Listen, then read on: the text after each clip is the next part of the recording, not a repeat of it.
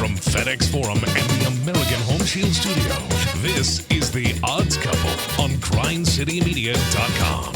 Handicapping all the football action, here's Rob Fisher and Lang Whitaker.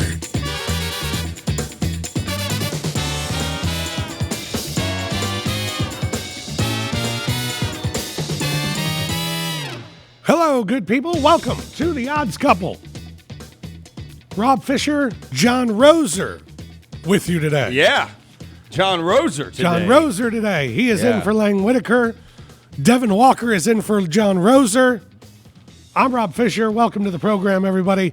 As we are now set for the college football championship game, we are set for the NFL playoffs. We've got a lot going on today here on The Odds Couple. Glad you are with us. Hope you had a wonderful holiday and a happy new year as we now embark on 2020.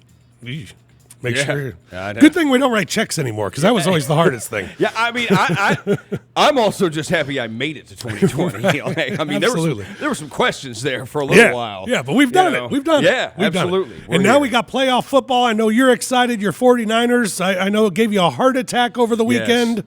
But you made it. You got the bye week. That's why I'm surprised I'm made it to 2020. 49ers Seahawks games, when both teams have been good, they take years off of my life. I was listening to the Grizzlies postgame show Sunday night, and you had a really tough time. Yes. Paying attention to the postgame show while that game was down the wire. That is when it's coming down to the end, the goal line and everything. They convert a 4th and 10 to a receiver who I've never heard of, which is why Russell Wilson's like the most amazing quarterback to me in the league. I think you played a soundbite from James Borrego, the Charlotte Hornets head coach, and as soon as the soundbite was done, you came out of it not talking about what he said. No. You just said, "That's a stop. That's a stop." And I was like, what is he talking about?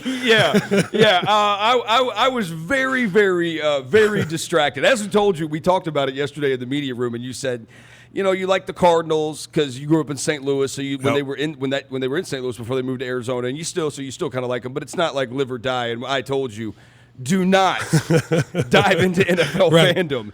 It makes or breaks your entire week. And you've seen Chris Vernon. You've seen his mood this entire NFL season. That's right. It is NFL fandom. It takes years off of your life. Yeah. Well, we will have some NFL picks. Not the Niners today. That'll be next week. Yep. But we will have some NFL picks today for the first round of the playoffs. Wild card weekend coming up. Lance Taylor will join us from Birmingham. We'll talk about the NFL action with him. Get his first take as well on the national championship game, and that's what we learned over the last week. Who's going to be playing for the national championship in college football? It was an LSU destruction of Oklahoma. 63-28, Tigers over the Sooners. Joe Burrow doing Joe Burrow things, 29 of 39, 493 yards and 7 touchdowns, and it was on right from the get-go. Well, 493 yards passing, okay. 90 of those were in the second half? Yeah. 403 yards in the first half, 7 touchdowns. He set records, broke previous records. I know one of them, I think, for most touchdowns in the first half was, I think, Tua Tagovailoa was tied for that with 4. He broke that with 7, and then Jefferson also. He broke O.J. Howard's receiving record for most receiving yards in a playoff game. O.J. Howard's was like 203 or 204. He shattered that. He broke records and set records that I don't want to say we'll never see broken, because you don't want to ever say that, but it's going to be a long time before they're broken. Yeah. Definitely going to be a long time. Pretty remarkable. And LSU continues to do what I thought was the amazing thing about that football team this year. They really haven't faced any adversity. They have taken care of business every single week. Yeah, the Alabama game, a little bit there. Bama made it interesting. It ends up being a 5-point game, and who knows if Tua in that game doesn't just drop the ball when he's clearly just about to walk into the end zone, and he drops the ball, doesn't even get hit, just drops it. Who knows? It probably could be a little bit different of a game, and maybe LSU has a tougher game. But no, LSU did control that Alabama game. So no, it's never been they've gotten down. Like Clemson got down 16-0 to Ohio State. They haven't had that. Right. Where, all right, now your back's against the wall. How do you respond? Yeah, and, Clemson had it in the North Carolina game coming down to the wire, and we saw Ohio State have that problem with Wisconsin in the Big Ten championship game. So, but LSU's taking care of business week in and week out, and after the game, Ed Orgeron talking with ESPN's Holly Rowe. It hasn't sunk in yet. I'm just very proud of our football team. Very proud of our coaching staff. Very proud. Hey, way to go, my man. Yeah, congratulations to you. Very proud of everybody in our organization. I think it's going to sink in tonight. We're going to enjoy this victory, and then we're going to press on. How proud are you of your team? It's been award season, lots of awards, lots of individual acclaim, that they could focus in on this moment and get this done today. We just skipped a beat. We didn't blink. We put it aside. We focused in the task at hand. We came here. This is a playoff game. This is not a bowl. Our team was very focused. We got great leadership and great coaches. For a boy from LaRose, Louisiana, what does it feel like to go across the bayou and play for a national title? It's something we always dreamed about. It's going to be a special night for everybody in Louisiana, but this is always going to be about the team. And what a team it was this year, and now they play for the national championship against Clemson, and it just feels like everything's set up perfectly for them now going to New Orleans to play for the national championship. It does, but I am always one of those people that believe you have to face some kind of adversity.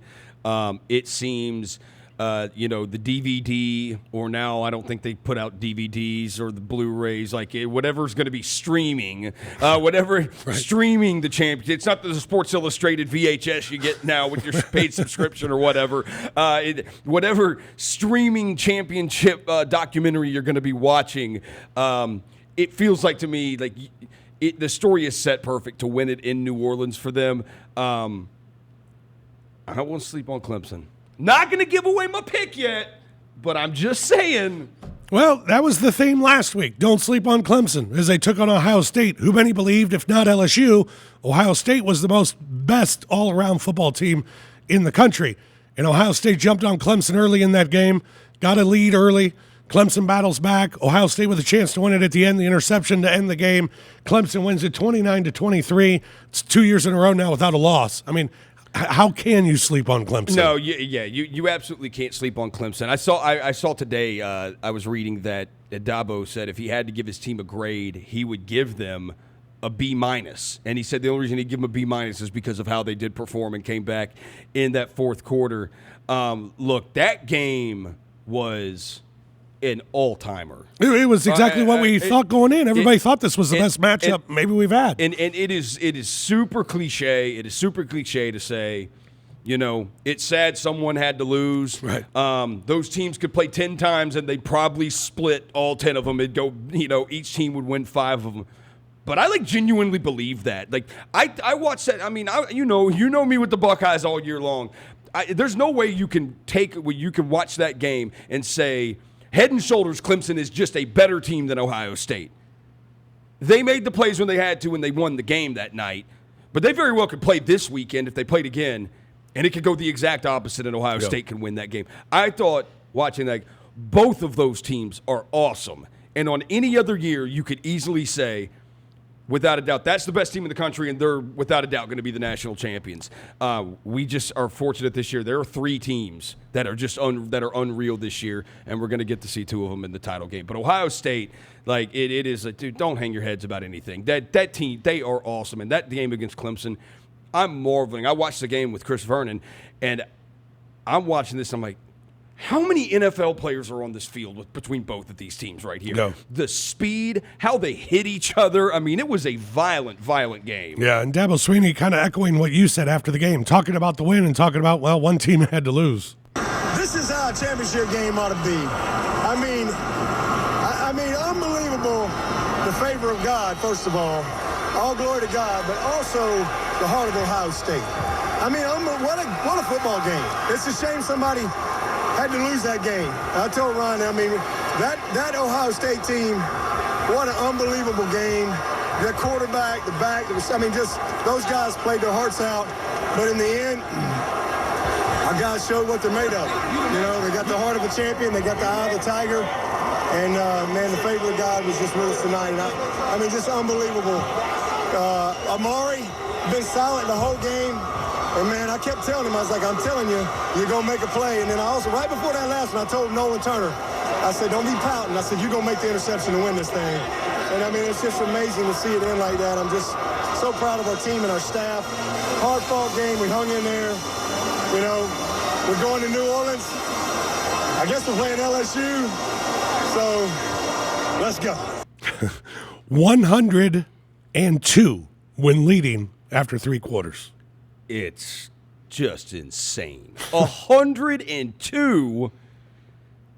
What were the 2 losses? Does anybody know what the 2 losses were? Yeah. I mean, who were maybe one of them was against Alabama in one of the title games or something. Probably. I mean, that might be the only thing that I could think of. Another one, maybe a Florida State game when Jimbo was at Florida State. Maybe one of those. Yeah.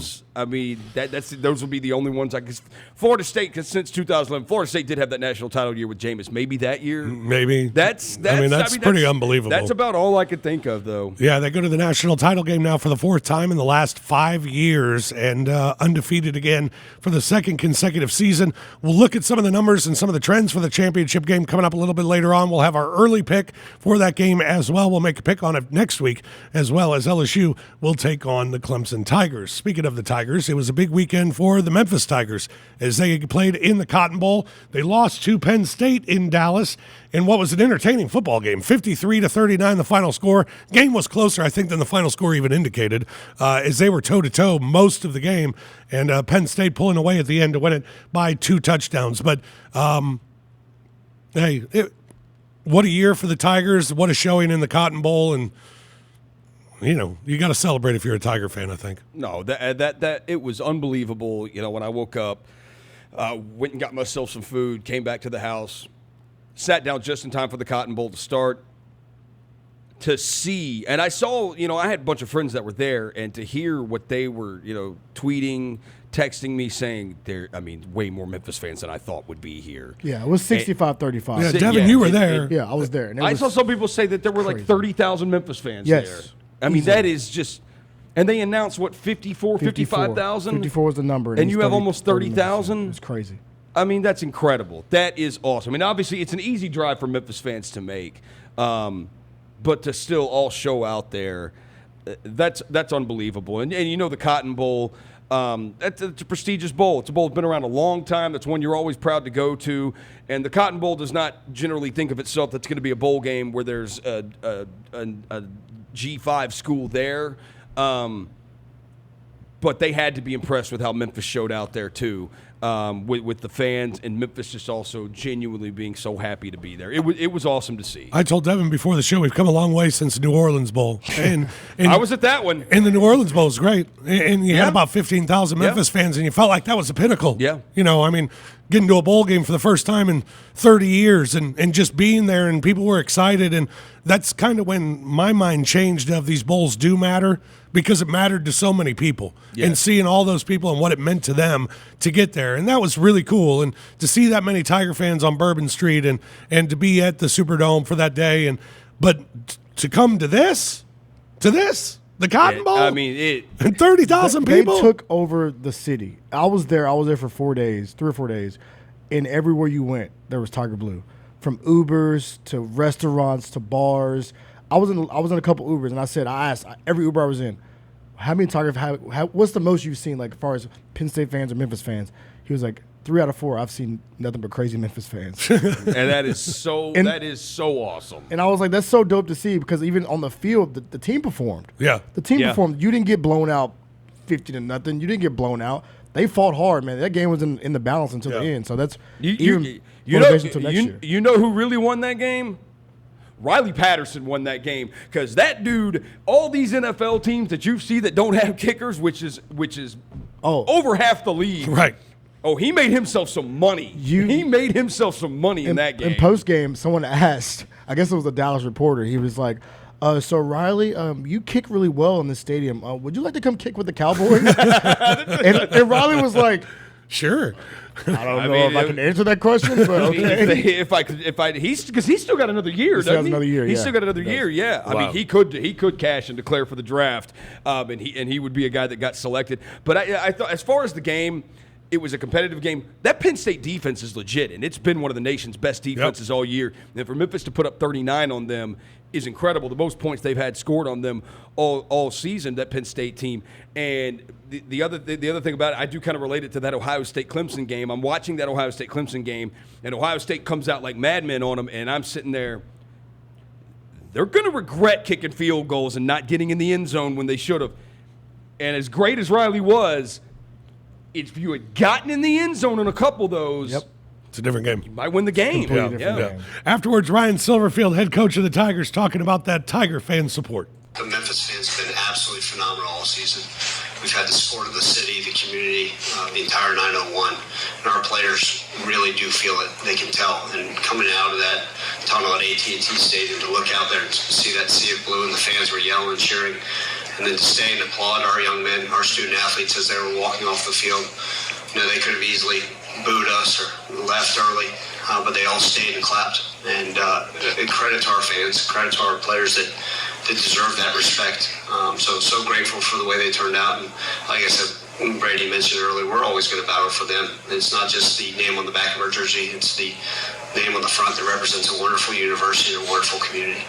Ryan Silverfield, I think he's got to be happy. I mean, the team played well, the crowd was there, and now let's get going towards next season. Yeah, absolutely. You want to build on this? Obviously, the Tigers have a pretty good recruiting class coming in relative to the size. It's a small class, but it's still, I think it's ranked like 4th in the AAC, and they have way fewer players coming in than the three teams ahead of them. So obviously, you want to build on this. You want to keep building on this. They've got a good quarterback recruit, I think, out of Louisiana, who's coming in. He plays as a baseball star too. They've got Honey Badger's cousin, Tyrann Matthews' cousin coming in. So if anything, you know he's fast. Yeah, he is fast. One thing I'll still say about Memphis though, like you got to replace. Maybe you might have to replace Brady. Because Brady didn't answer the question. He said, I'm leaning one way. Yeah. So he might be leaving next year. You might have to replace him. But one positive, you got DeMonte Coxey coming back. You got Kenny Gainwell coming back. You have so many guys that made plays this year coming back. So if you can add their recruiting class, like you said, to the players you already have. Well, and here's the thing. And you also lose Antonio Gibson because he was a JUCO, and he meant a lot. But this is one thing you know about Mike Norvell and what he did previously. You know there are some freshmen on this team or sophomores on this team that didn't get a ton of run. They're going to turn into players next year because they've got real speed. You saw that over and over. How are they going to replace Darrell Henderson and Tony Pollard, two guys that went the 3rd round and the 4th round of the NFL draft? You saw how they replaced him. Kenny Gainwell. The underrated one might be is if Riley Patterson declares for the draft. Replacing him. Oh, my God. I mean, because like that, replacing a kicker like that. Especially when you become kicker you. That was like that was the underrated thing about D'Angelo Williams' teams. D'Angelo went. Well, they also lost Gostkowski, and it was like anytime you got inside the other team's 40, I mean, you were guaranteed 3 points with him. And Riley, I mean, he's been absolutely money. Yeah, no doubt about it. All right, we'll take a break just underway here on The Odds Couple. When we come back, Lance Taylor's going to join us. We'll get his early thoughts on the national championship game. Also, we'll get his thoughts on the NFL playoffs. We'll have our picks coming up a little bit later on, as well as we'll break down the NFL playoff action coming up in Wild Card Weekend, and a couple of other bowls to get to, including Tennessee. They'll be in action tonight in the Tax Slayer Bowl. That's all ahead here on The Odds Couple on Grind City Media. The professional bull riders are... Welcome back to GrindCityMedia.com, live from FedEx Forum and the American Home Shield Studio.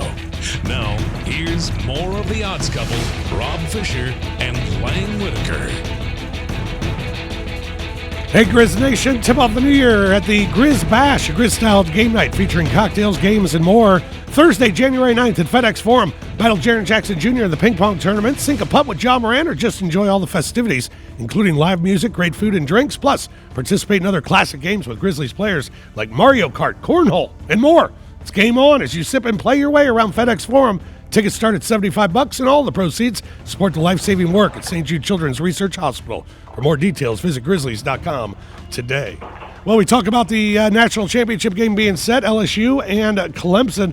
Tragic news with Steve Emsminger, offensive coordinator of LSU, and his daughter-in-law being killed in a plane crash the day of the game. with LSU and Oklahoma. As far as Emsinger is concerned, he's had to adapt this year with Joe Brady being brought in as the passing game coordinator. Ed Orgeron talking about Emsinger and how he's adapted with the addition of Joe Brady. He's the MVP. I mean, Steve and I met when we had to go through the spread. We wanted to find someone that could come in and put in the spread and be receptive to it. He's older. He's 61. Joe's 30. They work like two brothers in there. Been phenomenal. Steve calls most of the plays. He's worked his tail off to learn the spread offense. He's a general. Steve loves LSU, played at LSU, has been at LSU a long time. He's a very unselfish football coach, which was best of the football team. So I think that you have to crown him the MVP of the whole deal. And what a year it's been offensively for the LSU Tigers. Just want to tell everybody again, as I brought it back into the show, Roser in for Lang today. Yes. Lang out today. Devin in for Roser. So John Lang's traveling the world. He is traveling the world. He'll be back to the program next week. But not kidding. He was on Instagram, and he was around, like, tigers. There's a tiger, like a live tiger, like 10 feet from him. Lang, traveling the world. Yes. He'll be back with us next week. Joining us as he does each and every week, Lance Taylor, host of the Roundtable on WJOX in Birmingham, also on Twitter at @TheLanceTaylor, and you can check out his picks daily at lanceslock.com. Happy New Year, Lance. How are you? Happy New Year to you fellas. I'm good. I'm excited to be on here and talk a little more football. We've got another good week of wagering or so, at least college football-wise. I can't believe they put this championship game all the way at the 13th. It seems a little weird that we've got to wait that long for it. But that probably benefits Clemson, in my opinion. Yeah, and LSU was so dominant, and everybody said don't sleep on Clemson, and you can't sleep on a team that hasn't lost in 2 years. And what LSU did was so impressive. But what Clemson's doing is, hey, you still can't sleep on Clemson. Yeah, I mean, 29 consecutive wins. You're right. Trevor Lawrence, 26-0 as a starting quarterback, and they finally were tested. Everybody talked about what will they do once they're tested. It looked for a minute that game was going to get away from them, and they were able to come back from double digits and ultimately score within a couple of minutes. And dramatically, they end it with an interception. So now Clemson catching points, a spot that they're really never in.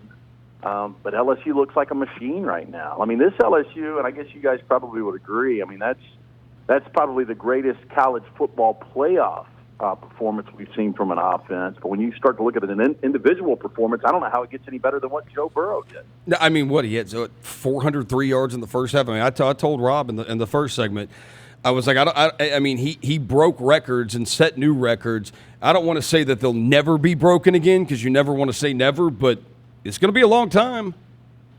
Yeah, Roser, I don't know how they are broken. He has like 7 touchdowns and a half or 6 touchdowns. I mean, it's just, it really is, people, we overplay the PlayStation, Xbox numbers. That's exactly what it was. And not that most people thought that this Oklahoma defense would hold up. We had LSU in the over. I was a little scared because it looked way too easy. And talking to everyone said the same thing, but it was way too easy. I mean, the game was over at the end of the first quarter.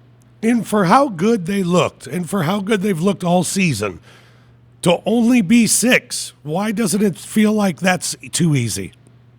Yeah, Rob, it does. And, I saw before the game, they did the future numbers, and they had LSU as a 1-point favorite. Now, after that performance, there's no way you can list them as 1 because you would have the most lopsided action maybe in the history of Vegas.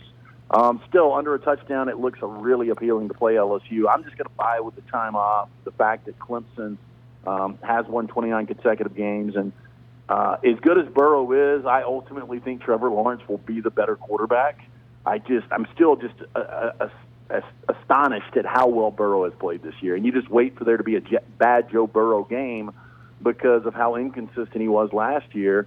But it's just not going to happen, it doesn't look like. So Clemson's going to have to score with them. And that's another thing I take a look at here is this 70 points on the total. 75, it didn't scare me with Oklahoma and LSU. And I know we're talking about a different defense when you look at Clemson, but I still think Clemson can have success on this LSU defense. So I think if I had to lock into a side or a total right now, I think I would play this over. Yeah. One other SEC bowl game to go before the national championship game. That is the Tennessee Volunteers taking on Indiana in the Tax Slayer Bowl. Tennessee was on quite a momentum run to end the season. Now with all this time off, what do you think of Jeremy Pruitt's team heading into this bowl game? Yeah, it's interesting. After that 1-4 start, if we would have gone back to September and said Jeremy Pruitt ends up in the Gator Bowl, people would have said you're insane. But a 6-1 finish in 2019 in year 2, and Tennessee had covered 6 consecutive games going into the Vanderbilt game, but, as a heavy 23-point favorite, they fall a little short there, 28-10. On the other side, after covering 5 of 6, Indiana has now lost back-to-back games against the numbers. A fact there, Tom Allen's group, they didn't beat a single bowl team this year. They're 3-2 against the number as a dog. But this number going from a pick to now Tennessee -2, I kind of lean the dog here. I think I would play Indiana plus the 2. NFL playoffs this week. What surprised you in Week 17? I guess the Patriots, huh? The Patriots look done. Tom Brady looks old. He looks somewhat banged up, although he never gets touched. Just doesn't look like a good Patriots team. I know this is a team that they haven't played in the wild card round since 2009. They've won their last 9 postseason home games at Foxborough, but this is becoming a skinny number. And I think the way Derrick Henry's playing and Ryan Tannehill and this offense is really dialed in. They did what they had to do. I know there were a lot of Titans fans that were concerned they would go to Houston even against backups. And A.J. McCarron in that situation, they would find a way to lose that game, but they win going away. I like the momentum the Titans have got here. I'll take Tennessee plus 4.5. It is amazing, some of the teams, including the Patriots. You look at the records, and we still have question marks about these teams. Green Bay, right. There's still question marks. New England, question marks. Seattle, question marks. I mean, other than Baltimore, it seems like everybody's got a question mark. Yeah, I think that's what's going to be a lot of fun about the NFL playoffs this year, because I know Baltimore is your Super Bowl favorite right now, and the AFC is a 3-point favorite just generically in that game. But, I think there's 4 or 5 teams that can win this thing. And, I still, for whatever reason, I'm not 1,000% sold on the 14-2 Baltimore Ravens. I made the mistake of playing Pittsburgh against them in Week 17. I think that's one of those things that we need to learn in life. Stay away from Week 17 games. It's more unpredictable than actually preseason games. But I don't know. I think that we've got a ton of parity going into this postseason, so that's exciting. Yeah, the other one, you mentioned Tom Brady and how, he's looked old at times this season. He's especially the later as this season gone, and that defense who had to carry him for so long, they've started to show cracks. On the other side of this, there's another old quarterback who's coming off of a serious shoulder injury last season. And he is showing no signs of slowing down, and they're playing the Minnesota Vikings this weekend, and that's Drew Brees and the Saints. And as a 49ers fan, I think the Saints are the best team in the NFC. I know the 49ers. I know we beat them, but to me, New Orleans is terrifying to play. And Brees shows no signs of slowing down. It's insane what he's doing. Roser, and he did last year. Me being a Rams fan, we got fortunate catching them in the NFC Championship game where he was on the back end of really starting to cool off. The break you guys got was making them play in this wild card weekend, and they're only going to get the one home game. And so that is, I didn't think Drew Brees necessarily needs home field advantage. Jimmy Garoppolo needs home field advantage just because of the lack of experience. So I think that's a huge draw, making New Orleans have to ultimately go on the road, whether it's Green Bay or maybe ultimately San Francisco. That's a tough road because the NFC is so deep. I don't disagree. I think New Orleans probably is the best overall team. I think it's really close with them in San Francisco in the NFC. Russell Wilson, I like this Seattle team early, but the fact is he's 1-5 on the road in the postseason. And how about the other thing? It's a different team. This Seattle team, after last night, this is what I said. I got no problem with the pass interference thing. One, because I'm a Niners fan. Two, because that team's played with fire all season long. Their point differential after that, they are 11-5. Finished the regular season 11-5 with a point differential on the whole season of +7. That's insane. And what the Cowboys had plus 118? Yeah, they didn't even make the postseason. Yeah, the Rams had a better point differential than the Seahawks did. Yeah, and that is scary. I mean, it wasn't your typical Seahawk team that we saw 3 or 4 years ago, and now you've got Marshawn Lynch rolling off the couch, and he's going to be called on to at least try to be a factor in this postseason. I like Philadelphia in round 1. I really do. I don't like this Eagles team at all, but it would be so fitting. It kind of goes back to the year that Seattle backdoored their way into the postseason. I think it's a 7-8-1 team or an 8-8 team. And they hosted that first-round game against the New Orleans Saints, and they had that Marshawn Lynch run back then. Nobody thought they could win that game. Nobody thinks Philadelphia can win this game. Now they're catching 1.5 at home, and I like the Eagles in this spot. What do you make of Buffalo and Houston? Is it really just come down? Is Will Fuller going to be healthy? Yeah, I mean, you do need Will Fuller in that offense. And, I do think the best player on the field will be Deshaun Watson. They're just such an inconsistent team. Yep. But I don't trust Josh Allen. And we all know Buffalo, their last playoff win was way back in 1995, and this Houston Texan team seems to be in the postseason every single year, although they do absolutely nothing. Sooner or later, Deshaun's going to bust through. I don't think this is the year. Because although they beat the Titans a couple of weeks ago and that game was really meaningful, I still think the Titans right now might be a better team. I know Kansas City's better, Baltimore's better. Still, in a one-game situation, I probably would lean New England. But I think in this spot, I kind of like Houston minus the 3. And that Saints-Vikings game, it is a big number for the Saints, but playing at home as well against this Vikings team, it's tough not to like Drew Brees in this situation. Yeah, the number continues to grow. It's out to 8 now, Rob. And Minnesota, back to his 3-7 their last 10 playoff games straight up. Kirk Cousins has never won a playoff game. He's 0-2 as a starting quarterback. I mean, that is a complete mismatch when you go Cousins versus Breeze. I think I'm going to lean Minnesota plus the points. I don't know why. It's not exactly sure I'll end up playing this, but if I'm got to get a first blush, I'll take Minnesota plus 8. Sounds good. Lance, tell people what they get if they go to lanceslock.com. We do everything. We've got college hoops right now heating up there. The NBA, obviously the bowl season coming to a close. We've got the NFL playoffs. 365. We've got everything posted. We're very transparent.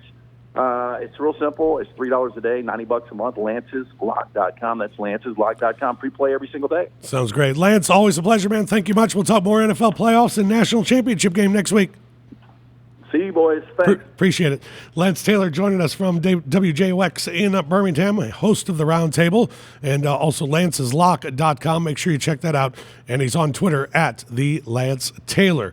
Well, the trends for the title game as we are, oh my goodness, a week and a half away from this game being played? College football season's almost over. Trevor Lawrence with a big performance in the semifinal game for the Clemson Tigers. He joined Ian Fitzsimmons of ESPN after the game. I told the guys, I loved them. Let's leave it all out here, win or lose. I didn't say that because I was pretty confident we were about to score, but just win or lose, it's so special to be a part of this team and just the love we have for each other. But I knew we were going to score. I had no doubt in my mind, and then it's just crazy to see what God's done through this team this year and just some of the adversity we faced and that we're still together. We got one more left. You're down 16-0. What was the vibe? What was the message on the bench? Just keep playing, keep fighting. I mean, we were just kind of shooting ourselves in the foot. I didn't think they were doing anything crazy that was stopping us. They have a great team.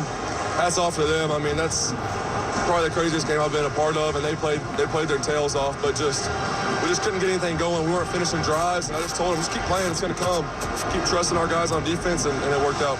This team, this particular group, what makes you all so special? I don't think I've ever been a part of a team that loved each other this much and truly willing to lay it all on the line for each other. And it's all the way from the top to the bottom. The best players in this team to the guys who don't play, we're all willing to do that. And it's just amazing. It's such a cool thing to be a part of. LSU has won 46 of their last 48 games when they score 20. Wait, what? When LSU scores 20 points, they're 46-2. Just scoring 20. So seeing their records, they've had problems scoring 20 at times until this year. 46-2 last 48 when they scored 20 points. That's a great song by Tool, coming to FedEx Forum at the end of January, by the way. Jason Wexler loves that promo. 11-2 straight. LSU 11-2 straight up. Their last 13 against top 10 opponents. Both losses coming against Alabama. And they've scored 40 or more points in 5 of their last 7 against top 10 opponents, including 37 that they scored against Georgia. For one of those that they failed to reach 40. Clemson, meanwhile, 12-2 against the spread away from home in their last 14. 7-0 against the spread their last 7 against winning teams. 11-3 against the spread this year. They've covered their last 8. Obviously, you get to this point, you got 2 teams that are pretty good against the number. I can't believe you don't have a stat for what is Clemson against the spread on a weeknight on turf on an odd-numbered day. Because the game's on the 13th. That's true. The Clemson number 12 and 2 against the spread away from home is actually on Saturday. So it's on Saturday. So now throw that one out the window. Throw that one out the window. Who knows what's going to happen here? No, this game is going to be awesome. I didn't say this enough in the first segment about that Clemson Ohio State game. Those drives from Trevor Lawrence were. I mean, that 4-play, 95-yard drive, whatever it was, and Dabo said they've been saving that little play-action pass to Travis Etienne where it looks like he's going to run, and then, kind of like that little Tebow jump pass that Tim Tebow had once upon a time. I mean, those were just big-time plays that Lawrence made on that drive. And the other one is because I saw him graded as a third-round pick. Dude, J.K. Dobbins goes in the third round. The NFL teams have lost their mind. That dude has first-round talent all over him. Yeah. I mean, both of those guys were just unreal. Yeah, pretty amazing game. And setting up to be a great national championship game as well. I'll have those trends for you next week, Roser. Oh, yes. When we get set next week. When we make challenged you. I challenged you. Did.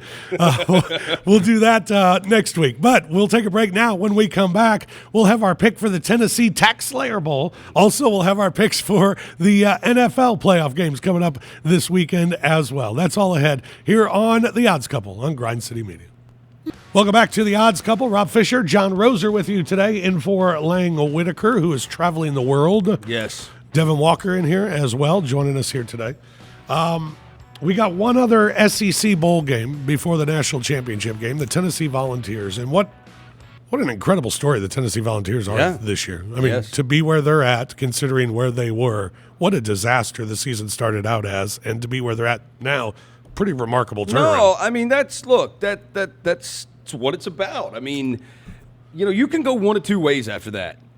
You could just fall Titanic, apart. Yes, that she called it. Yes. Yeah. You can hit the Titanic, and you can just fall apart, and you can be the Titanic, and we're gonna go with the movie. You can be Jack, and you die in that water, and you fall down, and you sink. Or you can be Rose, and you can be Kate Winslet, and you get yourself out of that water, off that cabinet. You find somebody that's got a whistle, and you blow that whistle, and you get them to come after you, and you survive. And Tennessee fought their way out of it. They got themselves off the deck. They were Rose. They were Rose. They were Rose. The Vols were Rose. They were a 1.5-point favorite taking on Indiana in the Tax Slayer Bowl, total at 52. Head coach Jeremy Pruitt talking about the benefits of the bowl practices. Every practice is important. You kind of look at it like this. Nobody's guaranteed anything but that day, right? But, football's such a developmental game. Nobody can afford to take a day off, If you probably took the average, just when does everybody's career end in football, from college football, professional, whatever, it's probably 22, right? Maybe even less than that. So if you get an opportunity to play beyond that, which there'll be some that do, it's a short period, so you better take advantage of every opportunity that you got. Jeremy Pruitt, I think, is so full of crap sometimes. He's such a meathead. Jeremy Pruitt is the kind of coach, I tend to believe this. So T. Higgins in the playoff game against Ohio State, right. He got his helmet fell off and he hit the ground and checked for a concussion. He ended up coming back in the game, but they kept him out for the remainder of the first half just to, hey, man, we got to run a bunch of tests. We got to make sure you're. Oh, no, Jeremy Pruitt would have had him in. No, you're not coming out. You're going to go right back. Even if he's it's wobbly and can't, like a Bill Romanowski back in the day, Jeremy Pruitt was get out there, son. It's football. Right. It's a violent game. Go play it. Vols, 1.5-point favorite. Tennessee, 51-31 against the spread against winning teams when playing away from home. 6-1 against the spread their last 7. Only one they didn't cover was their last one against Vanderbilt. They did win that game, however. They've won 17 of their last 20 against non-conference opponents and 7 of their last 8 played at a neutral site. Indiana, 81-114 against the spread as an underdog. That's a sample size. Also, they are 6-3 against the spread their last 9, failed to cover the last 2. That's my off-the-grid pick this week. I'm going Tennessee minus the 1.5. I think they finished with a lot of momentum, and I think they come in prepared for this one, and they'll knock off Indiana. Okay. I'm cool with that.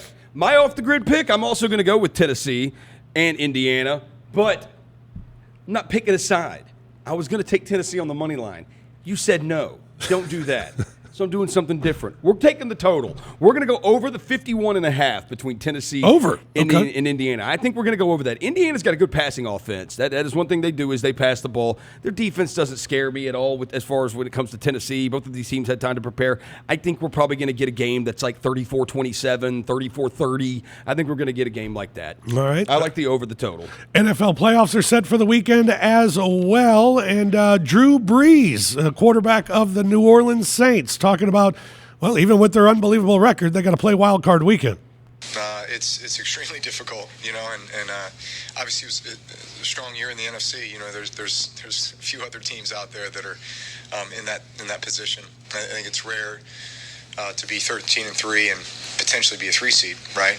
That happened to us back in 2011, right? So a lot of strong teams out there. I think it says a lot about our guys. I mean, just down the stretch here, I think we've been an ascending team. We've been playing a little bit better each and every week. New Orleans, 28.5 points per game, third in the league. They've won 3 straight games. Minnesota, unbelievable number. We were talking to Chris Vernon about this the other night. They've beaten one team over 500 this year, and that's Philadelphia. That's it. Yeah. To have a record like that. To have that good of a record and only have one win against a team over 500, and it's amazing. And it's the sorry Eagles who had to win, right. 4 or 5 straight to just be over 500 at the end of the year. Exactly. This game is, it's Kirk Cousins against Drew Brees. Like, what are we in the And we know the Kirk Cousins big games, Monday Night Football games, 0-9. And he is arguably, because there are other places that are tough, but I would say, in my opinion, the toughest place to play in the NFL is the Louisiana Superdome, or the Mercedes-Benz Superdome now. It's Kirk Cousins, who never wins crap, playing against Drew Brees in the Superdome. Like, come on. Right. This is – unless Dalvin Cook runs for 250 yards, like, Vince McMahon, no chance. That's what you got. Seattle with the tough task of having to go on the road in the first round. They go to Philadelphia. They're a 1.5-point favorite, total at 46. Seattle 7-1 on the road this season. As Lance told us earlier, 1-5 on the road the last 6 in the postseason, but 7-1. They were better on the road this year than they were at home, and that's a horrible place to play. I'll give you a couple on that game real quick. On this one, on Drew Brees, I meant to tell you this. Finished the season with a completion percentage of 74.3%. That's the second best single season in NFL history. Brees owns the top 3. The top 3 single season marks for completion percentage, and he owns 4 out of the top 5. The top 3 single season marks that he owns, they've all come in the last 3 years. Wow. To see somebody, dude, he's not getting worse. He's not declining at all. Philadelphia and Seattle. Go to hell, Seattle. I don't like you. The Eagles, how about this? The 15th straight season, the division has not had a repeat champion. The last time the NFC East had a repeat champion was 2001 to 2004. The Eagles won it every year. The other one, Carson Wentz, first player in NFL history with 4,000 passing yards, and not a single receiver has over 500 yards receiving. Wow. Well, he's had so many receivers. He's had a gazillion. They've all been amazing. hurt. Aguilar, Deshaun Jackson, Zach Ertz now hurt. I mean, they've all been banged up. Alshon Jeffrey. Yeah. AFC action, Buffalo at Houston. Houston 3.5-point favorite, total at 42. Houston 5-3 at home this season. Buffalo 6-2 on the road. And Houston, just a weird team to figure out. Yeah, no, they are. They're a totally weird team to figure out. To me, this is... I love Deshaun. I mean, how can you not love Deshaun Watson? I mean, he's so fun to watch. From that, you watch the beginning of the season, that first game Monday night at New Orleans. I mean, they ended up losing, but that drive at the end of the game to get them in the lead, and then New Orleans came right back, and they were able to kick the long field goal to win. But, like, how he just took them down there so fast, and from watching him at Clemson, Watson is so unbelievable. This feisty Bills team. The Bills are like, it's... To me, it's almost, I compare it to kind of like playing like the Miami Heat. If you were to play the Miami Heat in the NBA playoffs this year, like the Miami Heat aren't going to win the championship or or even get to the finals. And the Bills, I don't think the Bills are going to get to the Super Bowl or win the Super Bowl. Yeah. But if you got to play them on the way to that point, Like, you're going to feel it after you play them. You're going to feel it. They're going to make you feel it. So it could be a tough game for Houston. I think that's an entertaining one. Also, then you have Tennessee at New England. Patriots 4.5-point favorite, total at 43.5. New England with the number one defense in the league. They've won 9 straight at home in the playoffs, yet no one believing in the Patriots right now. Yeah, no, nobody believes in the Patriots right now, and it's because a lot of the things that the Titans are doing. For instance, A.J. Brown, a 51-yard touchdown catch today, or on Sunday, excuse me.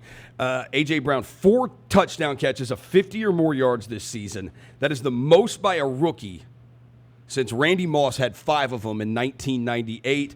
Also, Derrick Henry, their running back Derrick Henry, had 15 touchdowns on the season. That is tied with Lindale White for the second most in a season in Titans history. Earl Campbell has the record at 19. And then the other one, 211 rushing yards. Derrick Henry is the rushing champion in the NFL this season. He won the rushing title in the NFL.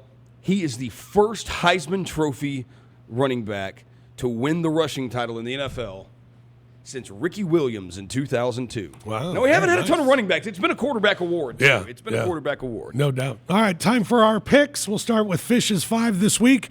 And got the national championship game on there, although that is subject to change because we will have that pick again next week. And lines change. And lines change. As of now, going with LSU. And then in the NFL, I do like Buffalo. I just think Houston's been a weird team this year. So I like Buffalo, maybe not even to win, but to keep that game close, keep it within a field goal. I'm going with the Patriots. This is when the Patriots shine, when nobody believes in the Patriots. Yep. And it's still Tom Brady. It's still Bill Belichick. It's still Foxborough. I'm going with the Patriots minus a 4.5. Love the Saints. I don't think the Vikings have a prayer. And I'm going with the Seahawks, too. I know a lot of people think the Eagles are going to be a popular pick this week. Eagles just aren't a very good football team. In Seattle, with their road record this year, I know what their postseason road record is, but 7-1 on the road this year. I like Seattle to go into Philadelphia and get the job done. Got to disagree with some of those picks. I'm going to start out disagreeing with you. I'm going to take Clemson plus the 6. As of now, LSU's closest game they played this year has been Alabama, and it was a 5-point game. I think this Clemson team is better than that Alabama team that they played on a neutral field, technically, because it's in New Orleans. Technically, right. It's in New Orleans. I think Clemson, Dabo gets to play the underdog role now. He does. He gets to play that underdog role, and you know that's what he loves to do more than anything. I'm going to take Clemson. You're telling me a team that's won 29 games in a row with a quarterback who's never lost before, and I'm catching 6 with them, I'll take the 6 points. Buffalo, Houston, I'm also with you. I'm with you on the Bills. To me, this is Sean McDermott versus Bill O'Brien. Will Fuller, who knows with him? If Will Fuller plays, it changes everything for Houston and their offense. But to me, this comes down to Sean McDermott against Bill O'Brien. Bill O'Brien's always up and down. What McDermott has been able to do these last couple of years in Buffalo, taking clearly less talented squads, especially with offense, and being able to manufacture points and score and get this team to the playoffs now twice in the last, 2 in the last 3 years, Yep. I think. Yeah, I'll take Buffalo plus the 3.5. I don't think you may need the 3.5. I think Buffalo probably wins the game straight up. I'm going to be dumb and take the Titans.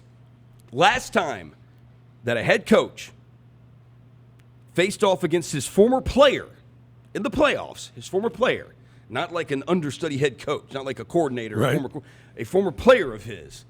1985 AFC Championship game between the Dolphins and the Patriots. Raymond Berry coaching the New England Patriots against Don Shula's Miami Dolphins, and the Patriots won the game. The pupil won the game. The player won the game. I'm going to say the Titans cover the 4.5. I just don't trust New England at all. Having said that, the Patriots probably win 42-17 at this point. And New Orleans, I've got the Saints minus the 7.5. It's Drew Brees against Kirk Cousins. Kirk Cousins sucks. That's easy, and it's in New Orleans. And then I'm not picking the Seahawks ever. So screw them. Go Eagles. Fly Eagles fly this weekend. Fly Eagles fly this weekend. Screw the Seahawks. I'm taking the Eagles plus the 1.5. Sounds good. All right, that's going to do it for us this week here on The Odds Couple. John, thank you very much, sir. Yep. Appreciate it. Lang's been traveling the world. He'll be back to the program next week. Thank you, Devin. Thank you, Kimball. Thank you to Lance Taylor as well for joining us. Vinny Verno, parts unknown this week. We're not sure. Yeah, who knows?